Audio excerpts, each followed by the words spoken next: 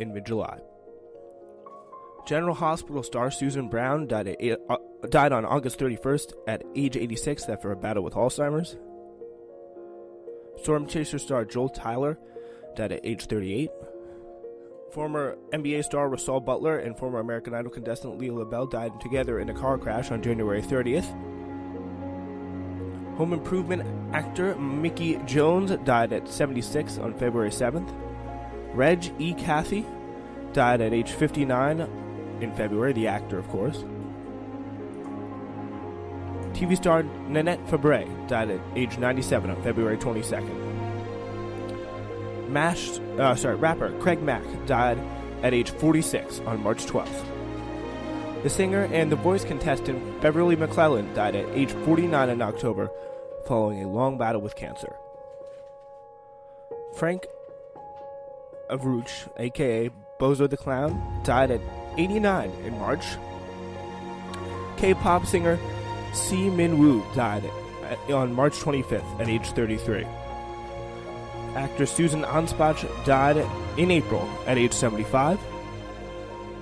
One Flew Over the Cuckoo's Nest director Milos Forman died at age 86.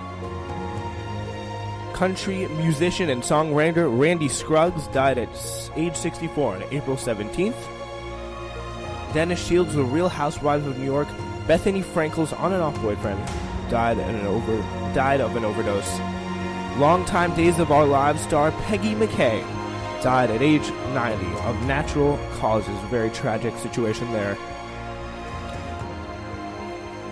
The Goldbergs actor Jackson Odell died on June 8th at age 20. Far too young there. Days of Our Lives actor Frank Parker died at the end of September at age 79 from complications from Parkinson's disease and dementia. Jerry Marin, the last living actor who played a Munchkin in The Wizard of Oz, died on June at the age of 98. SpongeBob SquarePants creator Steven Hillenburg died at 57.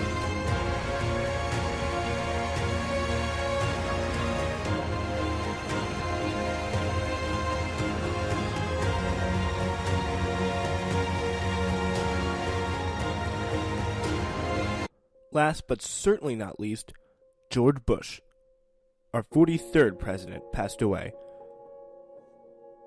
Rest in peace to all those we lost, and thoughts and prayers to all the families who lost their incredible loved ones. And then, this doesn't always apply to celebrities, but all the people out there who lost someone very dear to them in the many natural disasters and man-made disasters that took place this year.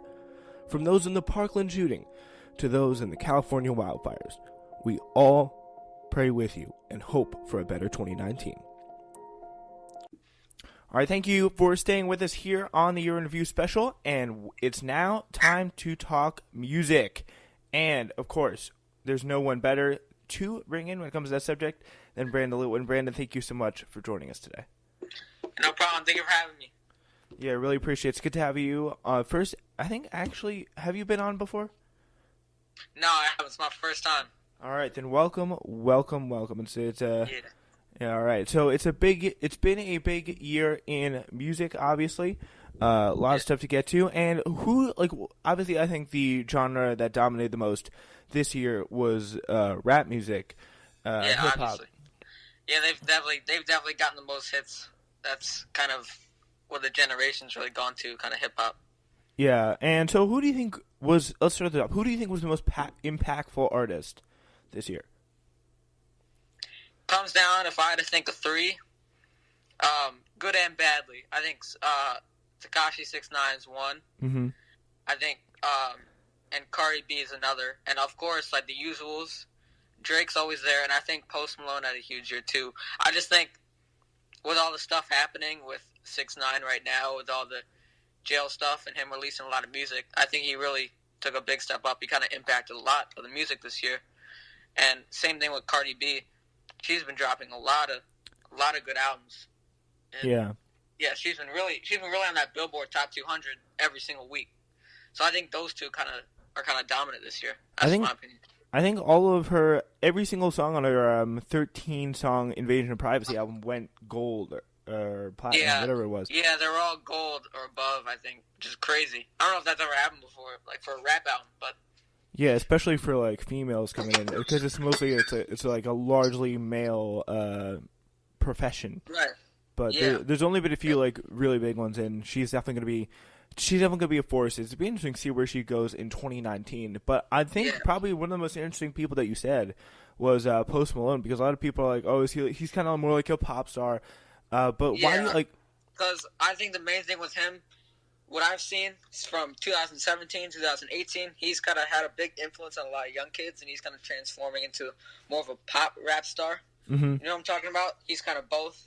He can do like a lot of melodic music that's like probably like a lot of like younger kids. He's kind of like in between genres. Definitely very talented. Right. Yeah. He used to be all rap last year with his Stoney album, but now he's transitioning, which I think is pretty cool. Yeah, I think that's definitely some good stuff. So, that's probably one of the bigger stars of this year. And so, what was your favorite album of the year? To be honest, I'm a big A Boogie fan, and I know he just dropped his album last night, but I think Hoodie Season is my favorite album of the year. Hoodie Season. I have a little bias, but I honestly think it's the best. My opinion, it's my favorite of the year. Yeah, because every song, every track was really good, and I don't think he made a flaw. I think the features were good. It was hyped really well. Like, he had a lot of good snippets, so I thought it was great. But there was a lot of others that were in really, really good contention. I think Scorpion, Astro World, those two were incredible. So those are probably up there. But if I had to pick one, it'd be Hoodie Season.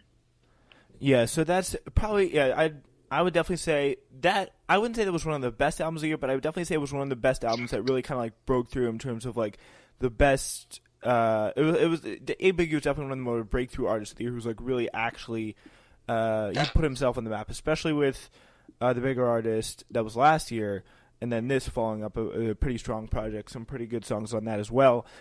He's definitely one of the people who got put out there. So the year started, I think, probably the first major release was Culture 2. That was on your birthday, right? Yeah, it was on my birthday. I remember actually, I was staying up at midnight for my birthday and just to listen to the album. I thought it was good, but to be honest, I thought Culture 1 was definitely better. I thought this one, Culture 2, definitely had some good tracks on it, but it wasn't the level of Culture. But it was just exciting to see it come out on my birthday. I thought it was pretty cool. Yeah, I definitely thought like Culture 1 was more classic. If you had to put a classic scale on it, I'd definitely say it. Right. I totally agree with that. There's a lot more Migos songs that you're going to be mentioning down the years that are from that album, from Culture 1. Yeah, like T-Shirt, Bad and Bougie, and all that, like all the marquee names. So yeah, but pretty much Migos was the big first release. Then Cardi B, which we already talked about, which is a pretty major album. Then of course Daytona came out, which I personally think was probably the strongest rap album of the year. One of the main reasons why I liked it was 7 songs. It was really quick. All the songs hit very, very well, and that's why I think. And obviously, that last song on that album set off one of the biggest rap beefs, really in recent memory. But it was very short-lived, but very intense, between Pusha T and Drake, of course, leading to a flurry of diss tracks in which Pusha T said that Drake was hiding a child and he should let the boy come home. Right. To completely honestly, here's the thing about that album. I think the last song's definitely the most impactful. I totally agree with that. Yeah. But I'm not a fan of Pusha T. I'm going to say that. That's the main reason why I didn't really like the album. Just that I don't like his music in general. It's not that I'm saying the album was like so terribly bad.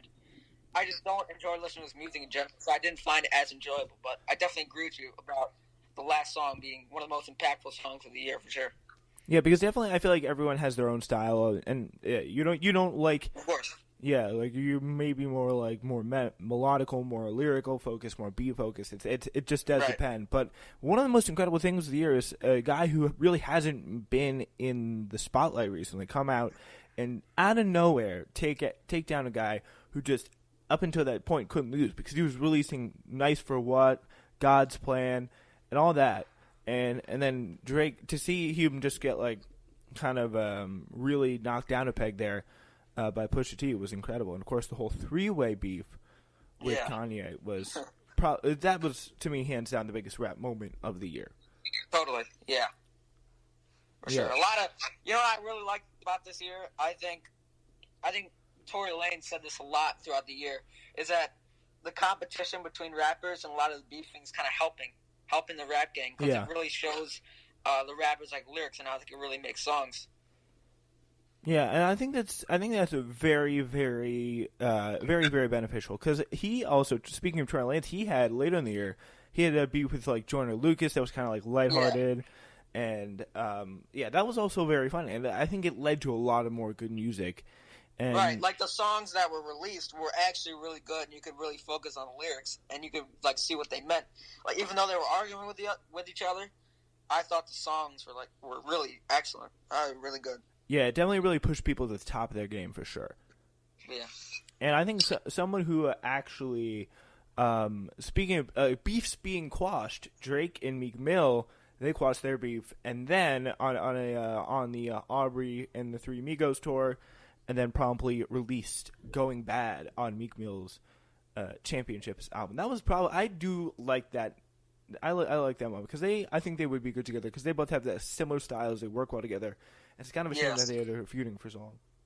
Yeah, their styles really complement each other. I think every song they've released, like Rico and "Going Bad," like both those two, probably my favorite Drake Meek Mill collabs. And I just think their music they go really well together. Yeah, and that's something that we should probably be looking for in 2019, and possibly more collaborations, more things of that nature. And so now I do want to talk about what are we expecting in 2019? I know we got a new Lil Uzi Vert album. What else? What else are we looking for?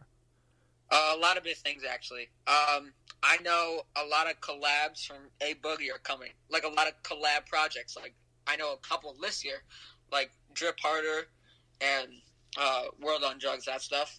All those albums with like Juice WRLD, Future, Lil Baby, and Gunna. A Boogie's dropping a lot of projects with like artists. I know he's dropping a lot with Young Thug and Lil Durk and PNB Rock and maybe one with Lil Uzi. But I know he's going to drop a lot. Another artist that I think will take a huge step up, I think Big Sean is going to drop a lot of music this year. He was really quiet this year, and I didn't really see a lot of production from him, so I think he'll have a big year next year. Yeah, because I always have liked what Big Sean's been able to put out. I think I was a lot more positive towards his album that he did with Metro Boomin than other people were. I forget if that was this year or 2017, but I think it was like early 2018. But I think here's to hoping more from Big Sean, that's for sure. Yeah. And and I did forget like Gunna, Lil Baby, like these are all like very interesting names. Like Drip Too Hard. That was probably one of the songs here. But yeah, that was definitely big. Now that we know that, but I think it's time to just before we go here, settle it once and for all. Who had the song of the year? Song of the year. Oh God. I'll give you some. I'll say, you know what? No. Song of the year, probably God's Plan from Drake. That's I mean, I personally would say that's in terms of records and like sales and in terms of like broad popularity. Yeah, I would have to agree with that. But then there's the other question of what was your favorite song this year? Oh man, my favorite song. I don't know if I had a favorite song. You can name it. You can name a few. If I had to pick out a few, be Sicko Mode, 4-Minute Convo, all the Drake, like the stretch with God's Plan, Nice for What. I'm upset. Yeah, that stretch, not stretch, like with all that. And then a lot of the Lil Baby album. I think Global was absolutely phenomenal. Those are just a few that I thought were my favorites, but there's a lot more that I could. Yeah. I can't pick out a favorite. There's a lot of good music this year. Yeah, there is a lot of stuff to choose from here. I mean, I personally would say, J. Cole, he also, we're forgetting, or there's Right. a lot of good stuff. Like J. Cole, he J. Cole, released very good. Very good ATM, album. Motivate, KO